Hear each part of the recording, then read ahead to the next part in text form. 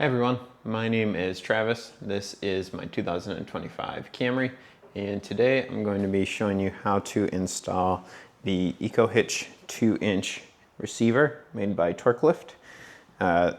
The part and these instructions should work for any 9th gen Camry, that is any Camry 2025 or newer. So with that, we'll get started. The first thing you need to do is get the car up on jack stands, and then we'll begin the installation. All right, the first thing that you're going to want to do is pop off the taillight covers on both sides. It's just a piece of plastic, clips off, comes off pretty easy. Be careful not to break that tab, which I almost did there. And when that's off, you have three 10mm bolts here that you can remove. You'll pull out the taillight, unclip the harness, and then set those somewhere safe. Do it for both sides. All right, so you remove those three 10mm bolts.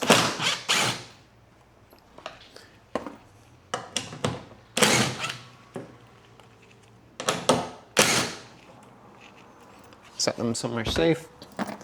And then the taillight will pull straight back. It can be a little bit tricky.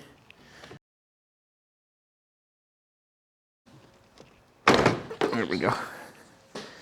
So there's some clips that hold it in place. It makes it a little bit difficult. And you've got two wire harnesses to remove here.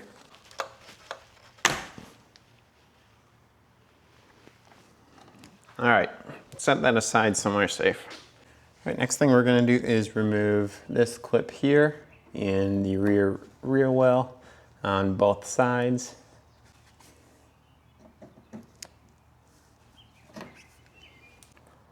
Then we're going to get under the car and remove all these clips that connect the rear fascia to this bottom tray cover. So 1, 2, 3, 4, 5, 6. You can pull those all up. Further under the car now, we're removing more hardware from this bottom tray. You've got a plastic screw here, here, here, here, and here that need to come out. I believe those are 10mm. You've got this 10mm bolt here that needs to come out. And then these push clips on this side of the bumper. I lied, these front two are 12mm for whatever reason. And once your tray is out of there, you can take that and the associated hardware and set it to the side. All right, the next thing that we're going to do is remove the rear exhaust hangers. So the rearmost here has two 12mm bolts that you can zip out. And then in front of the muffler, there is another hanger with two 12mm bolts that can come out. And once you have those hangers out, your exhaust will hang down like this. The instructions say to support it with a strap. I just have it free hanging right now. I'll probably strap it once I get the exhaust shield out. And that consists of two 10mm bolts here and here. You take those off and this should drop right out.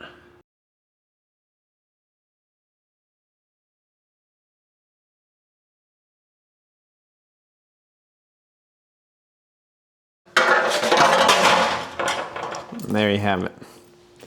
One thing I didn't mention is when you're removing the exhaust hangers, just make sure you support this thing while you're taking out that last bolt so it doesn't come crashing down in your face. On the passenger side, there's your reverse speaker here. Take out this 10mm and just allow this speaker to free hang during the install.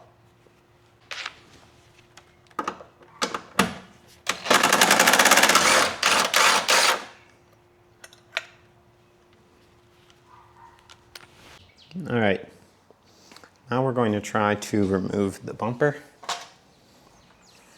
The instructions say to start at the wheel well and carefully pull away until it breaks free.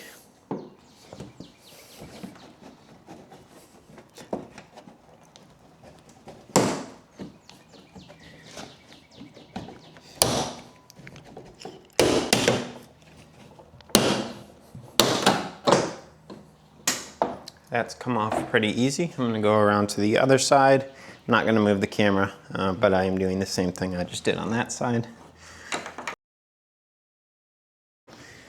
Now I'm working in the middle of the car.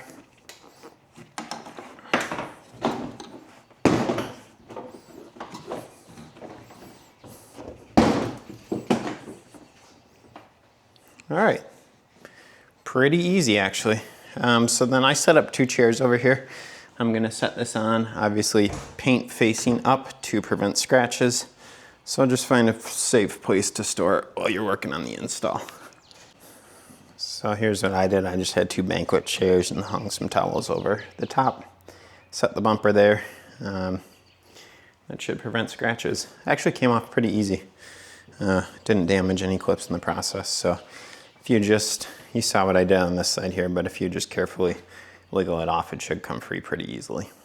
Next step is to remove the foam pad from the rear cross member. That just comes off very easily, and you can set that aside. All right, on the driver's side, you're gonna have this plastic piece around one of your ADAS sensors. It's kind of got 2 clips on each side here. I already broke this one on accident, but this is gonna have to come off to get your end cap off. I'm finding that if you use a needle nose to push those clips together, you can then pull it off. So if I take my needle nose, push those clips together, and this plastic frame should, in theory, come off. There we go. And now you have space to get your end caps off. So then taking the end caps off, 10 mil, and this will just slide off the end as such. And then these clips that those end caps bolt into, there is this tab here. Push that down, and then it should pop out.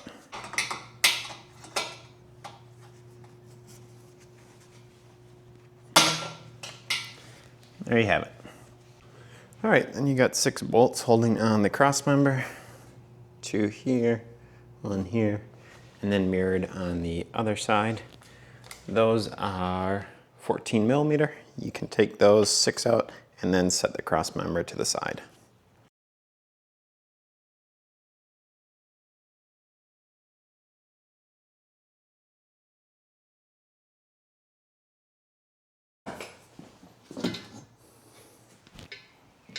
All right, back under the car here.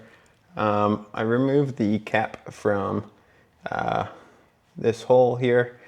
Now we are going to grind this out. I'm using a rotary tool until we can get this plate to pass through.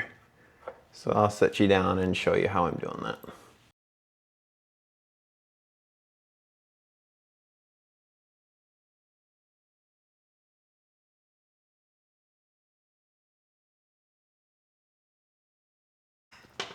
All right, didn't take much. Now I can get that to pass through. So we should be good there. You can go ahead and do the same on the other side. All right, when you've got that to a point where your plate can pass through, then you can prepare the bolt fisher. So here I have a, let's see, I've got a 3/8 by 1.5 inch hex bolt here. I've got a 3/8 internal tooth lock washer, and then I have my 11/16 by 2 inch plate washer. And then if you've never used a bolt fisher before, I'll show you how to do that real quick. So I have the bolt, the washer, and the plate. And then I take my bolt fisher and I just thread it onto the end until it's totally captured within the threads of the bolt. And then you can put it into the car. I'll show you how to do that. So first things first is you'll pass the bolt into the car. As such. Then you'll pass this plate into the car.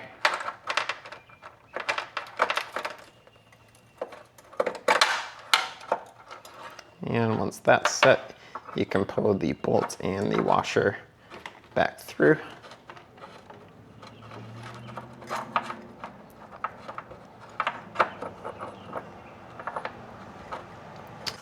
All right, I'm not sure if I did a good job of showing the process on the other side, so we'll try it again here.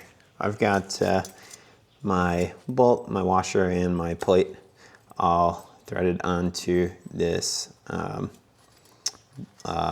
bolt feeder. So what I'll do is I'll feed in the bolt first, along with the nut, and then the plate goes in behind it.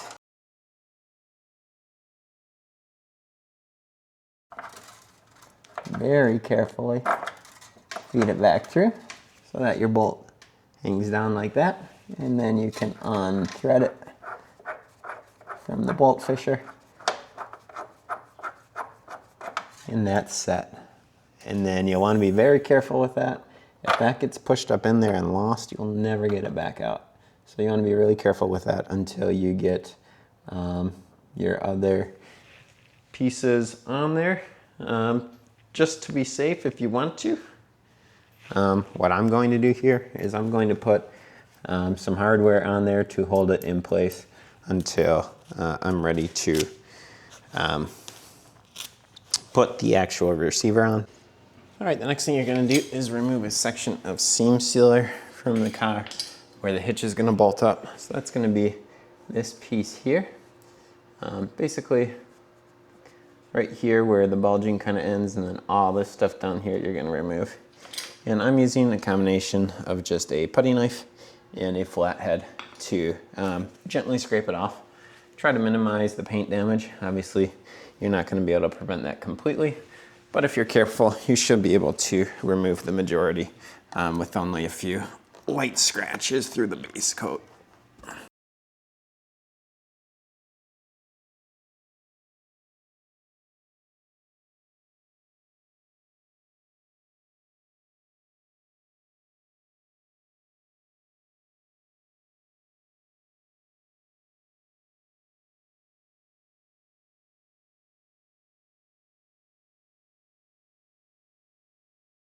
All right, that should be about good. Just clean up any excess adhesive that was left behind there. And then that should be good. You'll just want to do the same on the other side as shown here. All right, and on the back side, you're going to be removing some more seam sealer, starting down here, and then going up into the crevice here so that the hardware behind this hole is not obstructed. That's probably good enough. So this is the passenger side. You can see what I've scraped off. And then this is the driver's side. All right, next thing we're doing is modifying the heat shield here based on figure 6.3. So I'm gonna start there, trim out this rectangle here, and then do my best interpretation of a circle at that center point. And again, I'm using my rotary tool, and I'll record this so you can watch how badly I struggle.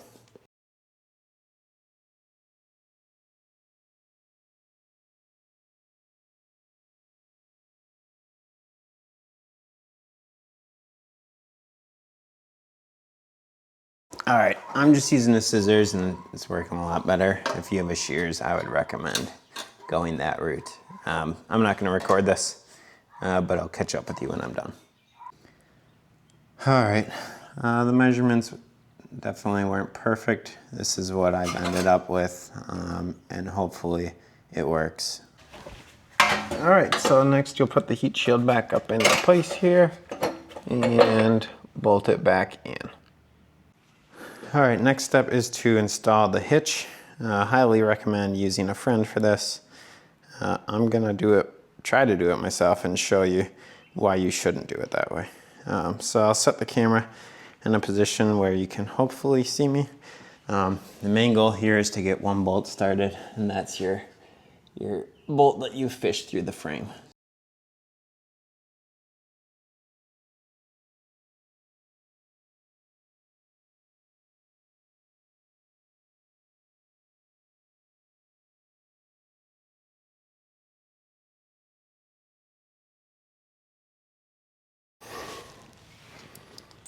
Okay, and I'm gonna go see how the other side lines up.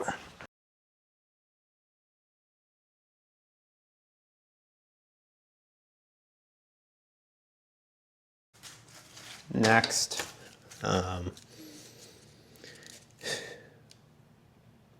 this is the doozy. I'm going to install the M8 bolts with a split lock washer and a 1/4 inch flat washer into these 2 additional holes towards the back of the hitch.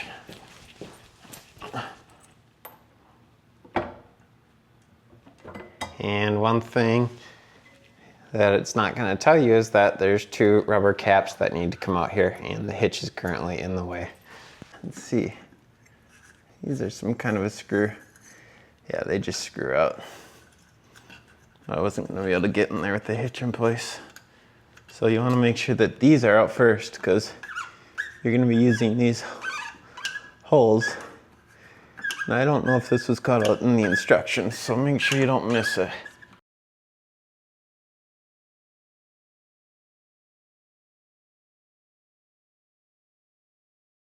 Now that those are out, we can try to get this thing back in place. Now we should be able to get these other 2 bolts in. Hopefully things align halfway decently.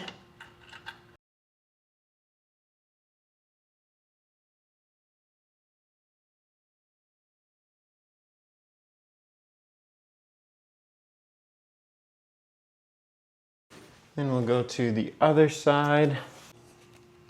So we're going to pull the exhaust hanger off of the exhaust first of all. Oh, that was much easier than expected. And then we're going to feed these onto the holes on this side using those new bolts.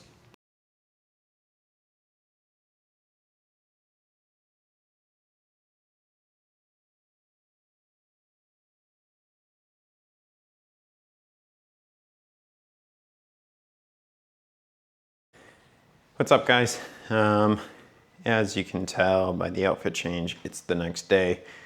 I ended up getting pretty flustered last night and ended up taking a break before I made a mistake. But I got the receiver all bolted up, mostly following the directions. There were a few issues I ran into, and I kind of failed on the video last night after the frustrations began. So I'll run through everything that happened. So yeah, the hitch is in place, it's all bolted up. I've already put body weight on it and it holds well. Once I got it up into place last night, excuse me for the coughing, torqued down the hardware here to the designated spec. On this side, I put an additional hex nut on there because on the other side, I believe my internal lock washer failed, so that bolt started free spinning on me, which obviously is not desired. It's tight on the other side. I didn't get it to torque spec, but I decided with the rest of this hardware on here, it ain't going anywhere, especially considering all I plan on using this for is either a bike rack or a hitch carrier. So anyway, there's an additional nut on there. As I was saying, I used the provided hardware on this side here. But if we go around to the other side, you can see this is the one that was free spinning. So if I put my socket on here right now, I'd be able to spin this bolt. It is tight. It's holding that plate tight against the body there. It's not going anywhere. The other issue I had on this side is I could not get the provided hardware to feed into the internal threads here. I tried at that for a good hour and finally cut my losses and used the original hardware from the exhaust hanger. These bolts have a taper on the tip, so I think that just allowed me to feed them in there and find the thread. I didn't have any issues on the other side, so I don't know what happened here, but I eventually called it quits and decided to move on with the original hardware. So again, I don't have any concerns about it being a different grade or anything. This receiver isn't going to go anywhere. I talked about scraping off your seam sealer on the outside and as well up on the inside. Excuse me. Then, you know, you have to remove that seam sealer before you put the receiver into place. But then when this is up here, you have these two sets of hardware that feed in, as well as this washer plate back here. The only thing you have to do is once you get all the hardware in place, you bolt it up from the bottom. I'd feed these bolts through first, and then you have to drill through these holes using, I think, a 3/8 bit. So there is a little bit of drilling through sheet metal there. Once that's all done, this was easy to hook up. You'll just have to put a wrench on the back to prevent those nuts from spinning. So yeah, those go to the torque spec provided in the book. I don't remember what that is off the top of my head. Oh, the other thing I did was with this original hardware here, I put some blue thread lock around there since I didn't have a locking washer on it. Other than that, yeah, that side went exactly as intended. And then before the end of the night, I also hooked up the backup alarm. So there's some provided hardware in the kit. And there's a little flange coming off the side of the receiver over here. So you just use that nut and bolt to connect the backup alarm there versus the original bolt coming through the frame. So anyway, now that hopefully I've covered my bases from everything that I did last night, we can move on to the next steps. All right, the next thing that we're going to do is put the exhaust back in place. So we'll reinstall this bracket with the two original bolts, and then we'll slide this isolator onto the original mount that we bolted back in.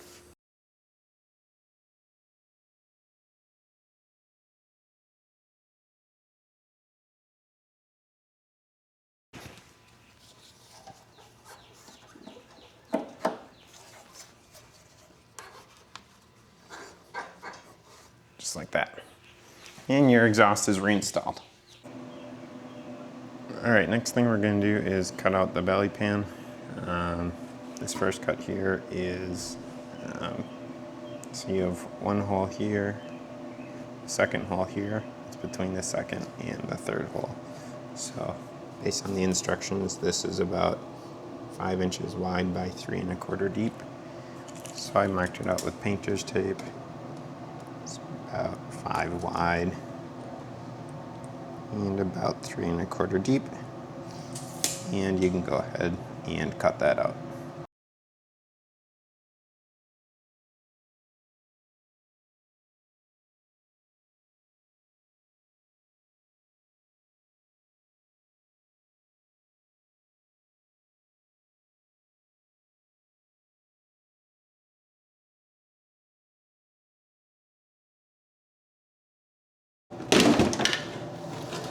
All right, there you have it. And if you want, you can file that down, make it smooth. I will after the fact. All right, next step is to cut out these longer 1-inch strips along the bottom of the belly pan here. So I'm going off of these directions here. I'm just kind of matching the pictures as best as I can. I tape them off and now we can cut them. All right, and hopefully that lines up well. We'll see once we get around to installation. All right, now we're working on the bumper cutout. This is obviously an SE bumper. I think the XSE has the same bumper, but the LE and the XLE are going to be different, I assume, and it's not really covered in the instructions, so you may have to reach out to Torklift for more info. But this is the measurement that I copied over to my tape here, And now we're gonna cut it out same method as the belly pan.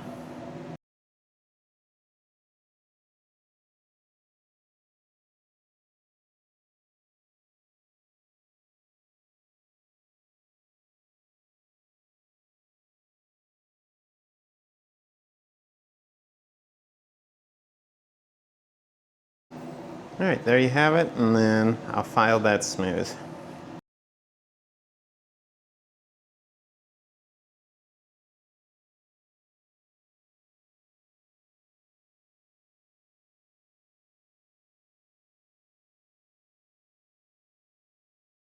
All right, so I soaked this thing in fluid film really good. Got in there, all over in there, on both sides. And then I hit the hanger there and the back side of the seam as well. All right, now that we've fluid filmed, it's time to reinstall the bumper. And we're gonna learn how to do this together.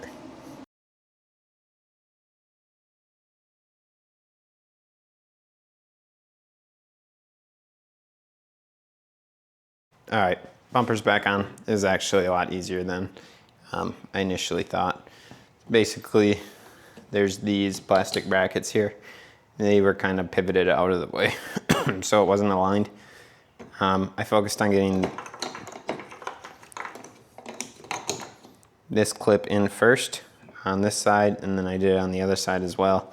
And then that held the bumper up, and then snapped in along this side, snapped in along the other side, and then just pushed in the middle, and it all came in quite easily. Only thing to note is that make sure that your fender liner here is tucked behind the bumper. All right, putting tail lights back in. We'll reattach our wire harness. Gray goes on gray, black goes on black, and they're different shapes anyway, so you'll be able to figure that out easy enough. And then it'll just slide back into place.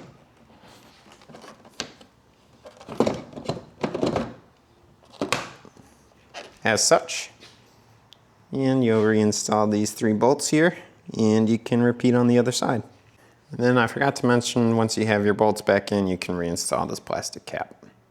One thing I'm gonna do that obviously isn't required, I'm gonna file down the cuts that I made on the belly pan just so it looks a little bit cleaner. All right, back under the car, we got the belly pan back in place. It's easiest to start by locating the 5 push screws. And that'll help you get it located.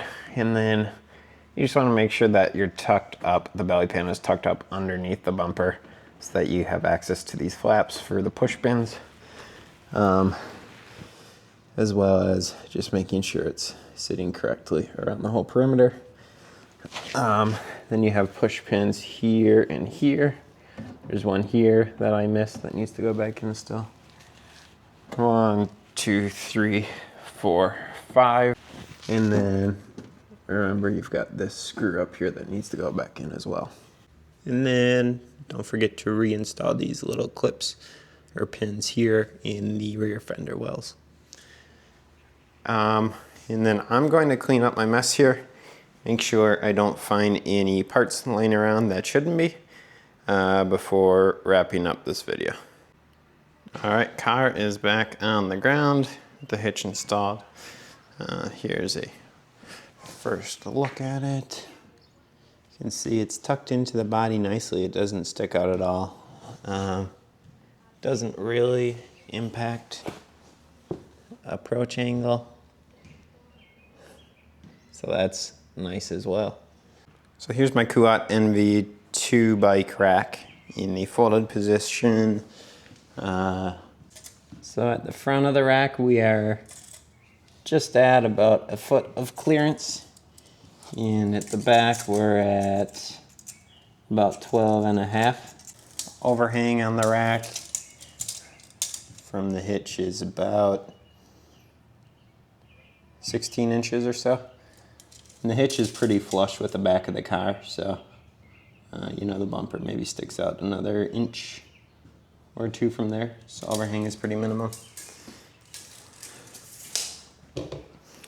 In the folded position, you still